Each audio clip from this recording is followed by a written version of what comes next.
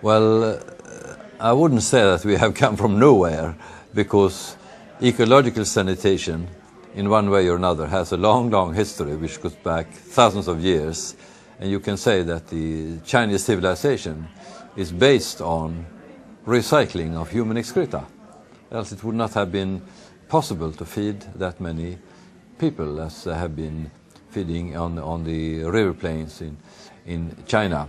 But you are right in saying that, say, 20 years ago, there was very little understanding of the concept of ecological sanitation.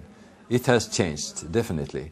Those of us who have been working on it a long time, we feel the difference. Now, people don't look upon us pioneers as some kind of lunatic fringe, but now we suddenly mainstream, and people are even saying, oh, that is what we have been saying the whole time. Well, in one way you can say that due to the political system, but not only the present political system, but earlier ones, there is in China, it's much easier to mobilize people, so to say. You don't have all this talk about participation and all that. People are used to following instructions, and if instructions come from above, well, they are being followed, they are being introduced. That's why in China we can have projects on a scale that we can hardly dream about in other countries. I mean, a great example is the Sunrise project in China. We started with a small project in Guangxi province. We funded 70 households in a village.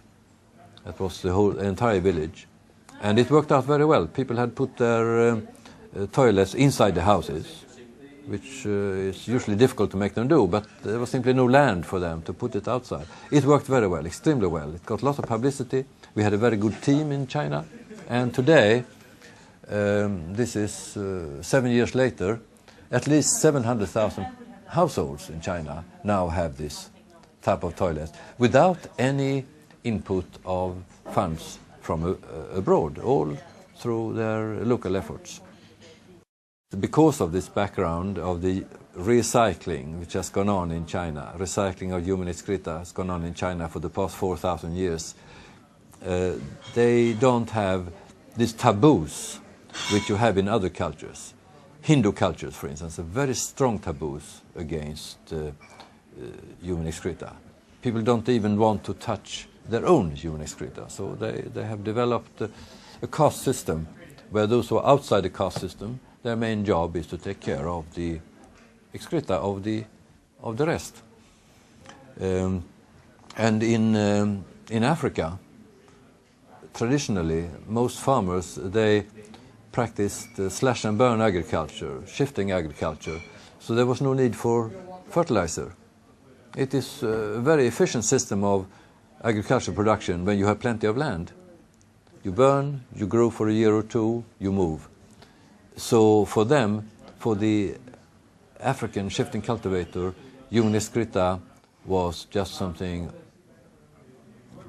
smelling badly and possibly dangerous because it could spread disease. So they have a different attitude, and they represent the extremes, we can say. Africa, south of the Sahara, they are what I have called, they have often a fesophobic culture, and the Hindus also fesophobic, while the East Asian cultures, where they for thousands of years had to return all the nutrients to the soil, they are fesophilic. They have a positive attitude towards human excreta because it has a value. That is an attitude you find not only in China but also in Japan and in Vietnam. So because of this difference in culture, it is much, much easier to make progress in China because you don't have to start by breaking down some taboos. Well, there are